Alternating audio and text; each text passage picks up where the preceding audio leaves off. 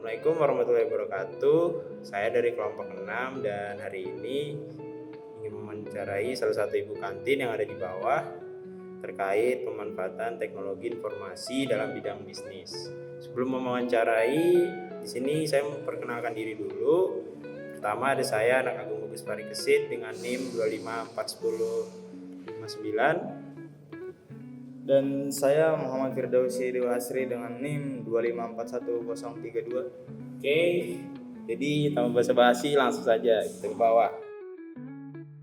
Oke teman-teman, sekarang kami sudah berada di bawah, yaitu di kantin. Dan saya sudah langsung bertemu dengan ibunya. Dengan ibu siapa? Saya Ibu Nur. Ibu Nur. Oke, Ibu Nur. Sudah berapa lama ibu bekerja di kantin ini, Bu? Baru aja sih. Baru aja ya? Baru aja. Oke. Kalau saya boleh tanya, di sini pembayaran melalui digital, sudah ada pembayarannya digital atau belum? Ada, sudah. Menggunakan apa? Menggunakan QRIS. QRIS ya, oke. Nah, sejak kapan ibu ini menggunakan QRIS di kantin ini? Menggunakan QRIS itu sejak diterbitkan ya, sejak berlakunya QRIS. Sejak berlaku QRIS ya? Ya. Oke. Jadi sejak berlaku QRIS, ibu dengan bertepatannya tumbuhnya teknologi baru, Benar. ya ibu langsung menerapkan. Oke, bagus sekali ya dalam menerapkan teknologi yang berkembang ini juga. Nah, kenapa sih ibu ini memutuskan untuk memakai QRIS untuk pembayaran digital ini? Untuk memudahkan proses pembayaran aja. Sekarang kan sudah ngikutin teknologi ya. Yang tidak menyiapkan uang cash bisa menggunakan m-banking, yaitu QRIS itu, bayar lewat m-banking mereka atau dompet digital mereka, e-wallet gitu. Jadi kalau pakai QRIS ini kan kita nggak perlu sibuk mencari pengembalian uang kecilnya. Jadi sekali scan langsung total pembayaran langsung. Oke, bagus sekali. Berarti dengan adanya QRIS ini bisa memudahkan kita juga ya. Benar. Untuk dalam pembayaran ini. Nah, tidak bisa meminimalisir kesalahan juga dalam kembalian uang. Oke. Betul. Nah, selanjutnya ada pertanyaan lagi yang saya tanyakan. Gimana sih proses awalnya nih ibu bisa buat QRIS? Siapa juga yang bantu biasanya tuh, Bu? Yang buat QRIS atau ibunya sendiri yang bikin? Pembuatan QRIS ini bisa mandiri maupun dibantu oleh pihak bank. Biasanya orang bank ini menawarkan datang ke tempat kita mau ngajak kerjasama melalui pembayaran QRIS. Oke, jadi memang ada pihak awal yang mendatangi secara langsung ya. Iya. Yaitu orang-orang bank itu menawarkan Benar. untuk menggunakan pembayaran digital, yaitu QRIS tadi. Nah, setelah menggunakan QRIS ini ibu kan pasti ada aja orang-orang mucil biasanya. Nah, tantangan apa sih yang biasanya kalau sudah pakai QRIS ini atau hambatan-hambatannya? Tantangannya itu bisa berupa editan. Dia bukan asli bayar pakai QRIS kita, bisa diedit gitu. Nah, jadi kita harus lebih selektif lagi memastikan kalau yang dia bayar itu masuk ke rekening kita dengan cara kita punya laporan sendiri aplikasinya. Oke, jadi memang kita harus prepare juga ya dalam menggunakan QRIS itu. Kita harus bisa menggunakan yang namanya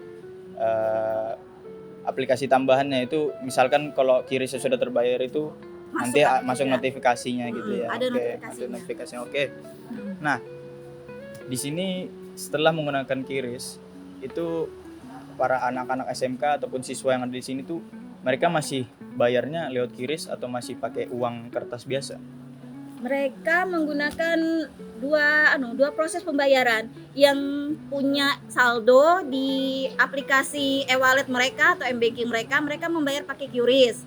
Nah, yang orang tuanya mengasih sangu kayak uang jajan berupa uang tunai, mereka membayar pakai uang tunai. Jadi dua proses pembayaran.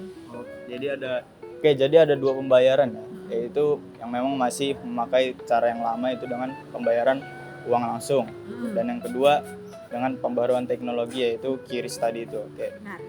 Nah, menurut ibu nih, semenjak ada pembayaran digital seperti QRIS ini, itu tuh membantu atau menyulitkan sih Bu dengan adanya QRIS ini?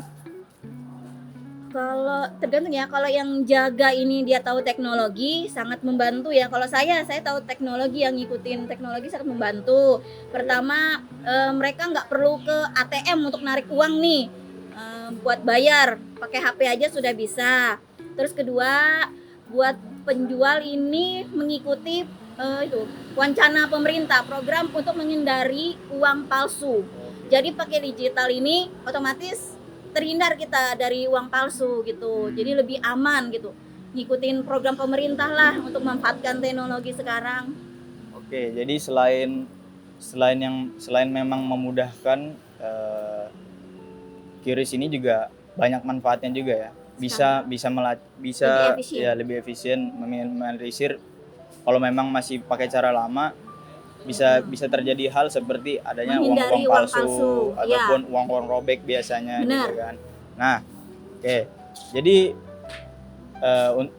karena QRIS ini sangat membantu dan sangat efisien sekali buat usaha Ibu di kantin ini. Gimana nih saran Ibu bagi orang-orang yang masih belum pakai QRIS gitu? Apakah sebaiknya dipakai sekarang atau gimana tuh? Sebaiknya dipakai ya. Sudah banyak kok yang pakai, toko-toko, warung-warung, penjual sayur di pasar ada kok khusus pembayaran pakai QRIS. Terus rumah-rumah makan. Sekarang aja membayar parkir aja pakai QRIS. Nah, itu sudah, jadi lebih baik QRIS ini dipakai semuanya. Oke. Nah. Oke, jadi QRIS ini memang sebaiknya sudah dipakai untuk secara merata ya. Benar. Dikarenakan memang ya itu tadi balik lagi karena kemudahan dan efisiennya gitu. Betul. Oke, baik, terima kasih Ibu Nur atas waktunya. Mohon maaf kalau mengganggu waktunya. Ya, terima kasih lagi.